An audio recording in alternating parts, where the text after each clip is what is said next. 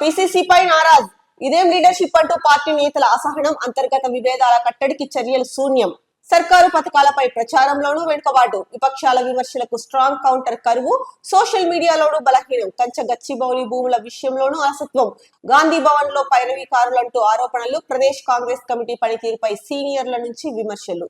So పీసీసీపై అయినా అయితే కనుక విమర్శలు పార్టీలో వాళ్ళ నుంచే విమర్శలు వెల్లువెత్తుతున్నాయి. అసలు ఇదేం లీడర్షిప్ అంటూ పార్టీ నేతలే అసహనం వ్యక్తం చేస్తున్నారు. ఏంటంటే కనుక ముఖ్యంగా విపక్షాలు ఏదైతే విమర్శలు చేస్తున్నారో వాళ్ళకి స్ట్రాంగ్ కౌంటర్ ఇవ్వడంలో అయితే కనుక విఫలమవుతున్నారు. ముఖ్యంగా కొన్ని విషయాల్లో కూడా వీళ్ళే ప్రస్తావించారు. ఇంకా సోషల్ మీడియాలో కూడా వీక్ గానే ఉన్నారు, బలహీనంగానే ఉన్నారు, కానీ అంత యాక్టివ్ గా లేరు అని అయితే కనుక తెలుస్తోంది. ఇంకా ముఖ్యంగా ఇప్పుడు రాష్ట్రంలో ఏంటి హాట్ టాపిక్ నడుస్తోంది అంటే గచ్చిబౌలి భూముల గురించే. సో ఆ గచ్చిబౌలి భూముల విషయంలో కూడా అలసత్వం ప్రదర్శిస్తున్నారు. ఇక గాంధీ భవన్ లో పైరవీకారులంటూ ఆరోపణలు అయితే కనుక వెల్లువెత్తుతున్నాయి.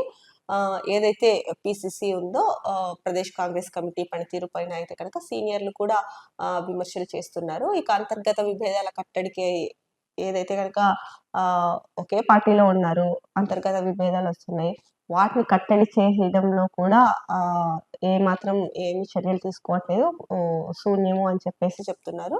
ఇక సర్కారు ఏవైతే పథకాలు ప్రవేశపెట్టి ప్రజలకు అందిస్తోందో వాటిపైన కూడా ప్రచారం చేయడంలో వెనుకబడి ఉన్నారు అని చెప్పేసి ప్రధానంగా ఇస్తున్నారు. మరి ఇలా చేస్తే రాష్ట్ర ప్రభుత్వం చేస్తున్న పనులు ప్రజలకు ఎలా తెలుస్తాయి? ప్రజలకు తెలియాలి, ప్రభుత్వం ప్రజల కోసం రాష్ట్రం కోసం ఏం చేస్తోందో ప్రజలతో పాటు అందరికీ తెలియాలి అంటే కనుక ఎంత యాక్టివ్ గా ఉండాలి, ఎంత ముందు ఉండాలి. సోషల్ మీడియాలో ఎప్పటికప్పుడు అప్డేట్స్ పెట్టడం అవ్వచ్చు, అంటే ప్రభుత్వం చేస్తున్న కార్యక్రమాల గురించి అప్డేట్స్ పెట్టడం అవ్వచ్చు, అలాగే అంతర్గత విభేదాలు లేకోకుండా ఒక సమావేశం ఏర్పాటు చేసి వాళ్ళని బుజ్జగించడమా, లేకపోతే ఎక్కడ సమస్య ఎందుకు అన్నది తెలుసుకొని దాన్ని పరిష్కరించడం చేయొచ్చు. అలాగే విపక్షాలు ఏదైతే చేస్తున్నాయో ప్రభుత్వం పైన బురద జల్లడానికి ప్రయత్నం చేస్తున్నాయో అలాంటి వాటిపైన కూడా కౌంటర్లు ఇవ్వలేకపోతున్నారు, స్ట్రాంగ్ కౌంటర్స్ ఇవ్వలేకపోతున్నారు అని చెప్పేసి సీనియర్స్ అసహనం వ్యక్తం చేస్తున్నారు. మరి ఇంతమంది వండుకొని కూడా అంటే ప్రభుత్వం పైన ప్రభుత్వం చేస్తున్న మంచి పనుల పైన ఎవరైతే బురద జల్లుతున్నారో వాళ్ళకి కౌంటర్లు ఇవ్వాల్సిన అవసరం ఉంది. లేకపోతే కనుక అదే నిజమని నమ్మే అవకాశం ఉంది కదా ప్రజలు.